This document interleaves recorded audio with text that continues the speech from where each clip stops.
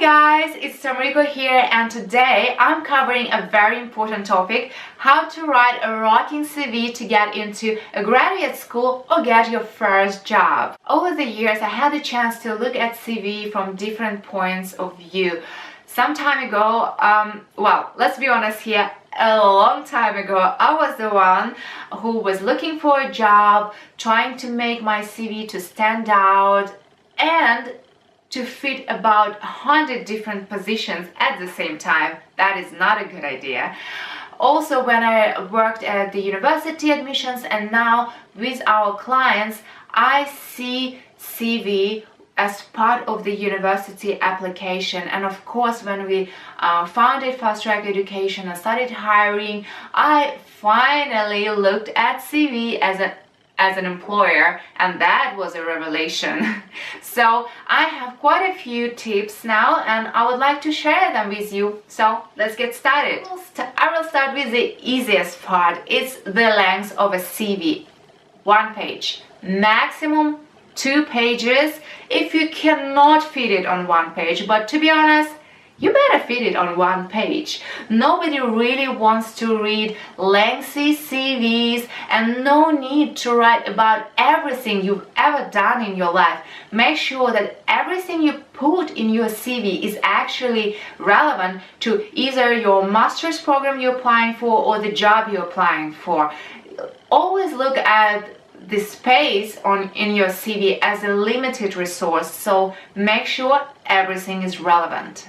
Please don't put any personal information like date of birth, your age, or your relationship status, or your picture in your CV. Well, unless it's a job where looks matter and they actually ask you to do so, because this information is not really going to help you to land a job, but it easily can be used for discrimination. Your employer can think, oh my god, this person is way too young to do this job, or way too old, or maybe your family situation can be seen as a problem for frequent travel. So unless specifically asked, please don't mention it.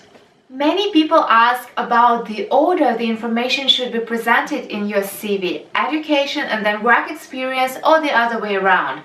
I would say the thing that you're most proud of should go first. For example, if you graduated from a top school with top grades and you have limited work experience, of course, put your education first. But in the situation, if you're not particularly proud of your education, however, you have quite a few years of relevant work experience, write about your work experience first, and only then you move to your, you mention your education. And also, whatever you put in your CV, always put it in a reverse chronological order. So you start with the newest, latest experience, and then you go back in time. My students often ask me whether they should put their grades in their CVs or not. Well, here is my advice. If it's a master program CV, then do not put your grades, because they already have that information in your application form. If you're applying for a job, you can mention your GPA, or you can mention that you graduated with distinction. Yes, if it's something that you can be proud of. If you have low grades, obviously don't put that information. So how do you describe your work experience? Well, of course, you put company name, days you worked there, position. If it was in a different country, do mention the country, and also key responsibilities. And here, key is a key. I mean, don't mention everything you've ever done there. Just put the main responsibilities you had. And most importantly, you have to write about your key achievements. And this is even more important than responsibilities. Your key achievements show your contribution on your position, your contribution to that company. For example, you can write, I've increased sales by 15%, or I closed more deals than anyone else. I don't know. And you can, it's always better to put figures. And you can say that you negotiated a very cool contract for your company. I don't know. So whatever you can think of, you should put there. And as I said, it's always better to put numbers, because if you're applying for a job, numbers, that's all they care about.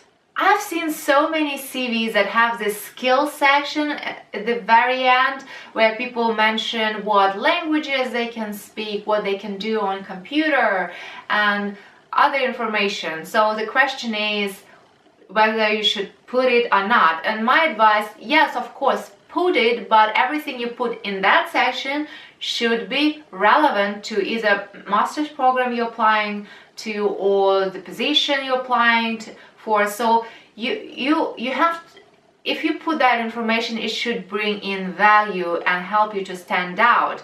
If you're applying for a job in the bank, like, I don't know, as an accountant, no need to mention that you're great at photoshopping and you can do all sorts of stuff in like some design programs and you can edit movies, because that's not going to add any value or help you to get the job. It will just take the valuable space in your CV. The same with master programs. No need to mention everything you can do and speak, and everything should be relevant. Again, if you're applying for a master program that's related to Asia, related to Oriental studies, then please do mention that you speak fluent Japanese, but otherwise it might not really help you. And also, if you put there that you have a certain skill, that skill should be on a certain level. Don't put that you can speak beginners like Spanish, or you can speak a little bit of Chinese. Like everything you put there should be at least impressive. So if you're very good, put it. If you can barely code or barely speak a certain language, please don't mention it. So the last piece of advice is about your hobbies, whether you should mention them in your CV or not. And here is my advice: if you're applying for a job, please don't mention your hobbies, because they're not going to help you to get a job. When I've seen so many CVs when hiring people for my company, and never ever I was like, oh my god, this person is so great at football, I feel like I need to give them a job now. It's always like, as an employer, you always think about what they actually can do on that position, how they can bring in value. Your hobbies are not going to be relevant at all. And if you're applying for graduate program, then yes, please do mention your hobbies, because universities love well-rounded personalities with lots of interests, with lots of talents. But again, if you do mention your hobbies for your graduate program, you have to put something that you're really good at and something that sounds impressive. If you're good at some sports, yes. If you're great at playing some instruments, that would be fantastic. But do not mention anything generic, like things like, oh, I love reading. That's all for today, guys. I hope you find these tips helpful. If you do have any questions regarding how to write a rocking CV, please write them in comments below and I will answer all of them. Thank you so much for watching this video, and I will see you next week. Bye!